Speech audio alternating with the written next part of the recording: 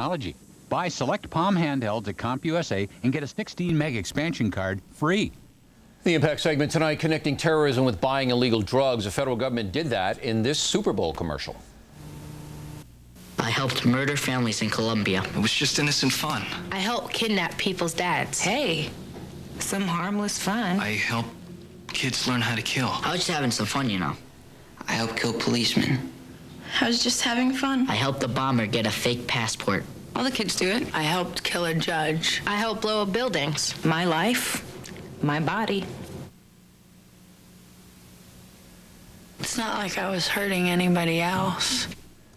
With us now is Ethan Nadelmann, the executive director of the Drug Policy Alliance. And you don't like that spot, huh? No, Bill, I think it's pretty dumb. In fact, one of the dumbest ads the ONDCP's come up with in a long time. Why? You know, look, first of all, are most kids using the drugs that Bin Laden was involved with? Bin Laden was heroin and cocaine. The Colombian FARC are heroin and cocaine. What are most American teenagers using? If it's not alcohol and cigarettes, it's going to be marijuana, maybe ecstasy. That stuff's not involving Afghanistan. It's not involving Colombia. No, but a little bit comes from Europe. It comes from America. This stuff comes from America. It's made in America. Where do you think ecstasy comes from?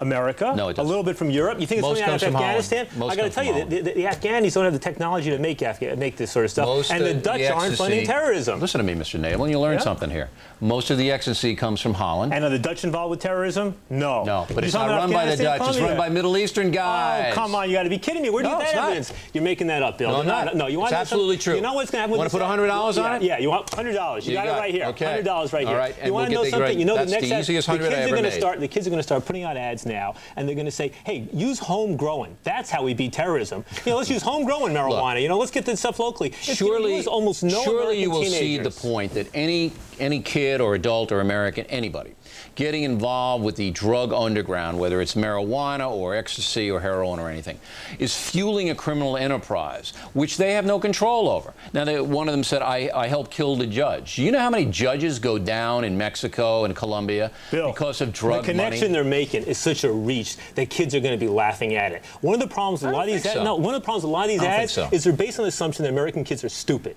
American kids aren't that stupid. You put out those fried egg commercials and kids start spoofing it. This one's going to get spoofed the same way those fried egg commercials are. It'll get spoofed by the kids who don't care. And that's a big part of the drug culture. Bill, the kids who just don't care about anything. 1% of American high school kids are maybe trying heroin or cocaine. We're talking about marijuana ecstasy here. It's got no link to the terrorists. The kids look at this and they go, they're crazy. You're wrong about the ecstasy. The government is conning us. You're wrong about it. And tomorrow we will, in a T-Points, and you'll send me the check and I'll be very happy. You're wrong about that. It's controlled by Middle Eastern people out of Holland. That's where it comes in here from. The second thing is that it's just not, you know, look. Most dealers deal in a quantity of stuff. They deal in heroin, they deal in pot, they deal in cocaine. It's a cartel.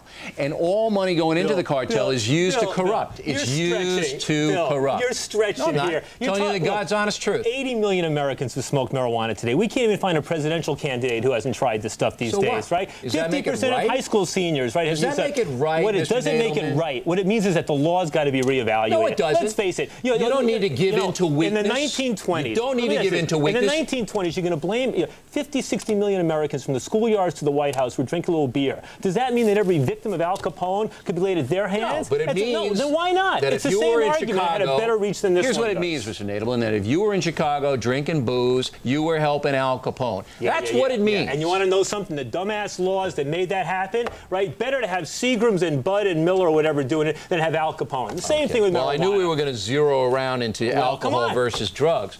But I will tell you this. That commercial, I thought, was good. It sends a message. It sends a message that if you are an American, you may not agree with the law or not. I got to tell you, wait a minute. I got a feeling that they must have test marketed with you. Well, maybe I got to tell you, most of the teenagers I know who watched that started laughing when they saw that. Because you know a bunch of potheads. I got to tell you, most of the teenagers I know aren't touching drugs. They think this is ludicrous. They think the government's getting dumber, not smarter. Then they ought to think more deeply about it. Any American citizen who participates in illegal narcotics hurts the country. I'll give you the last word. Marijuana is not even a narcotic. Let's face it. It's a dumbass commercial. We're losing credibility with the kids through efforts like this. All right, we'll let the audience decide as always, Mr. Nadelmann. Thank you. You know what? I'll appreciate the $100. Oh, man, tomorrow you are going to be... Okay, you got a deal. We're going to send a big guy over to get it, too. Yeah, my guy will be bigger. Directly ahead, another drug situation. This one very sad. Director Ted Demme, cocaine in his system when he died. Right back.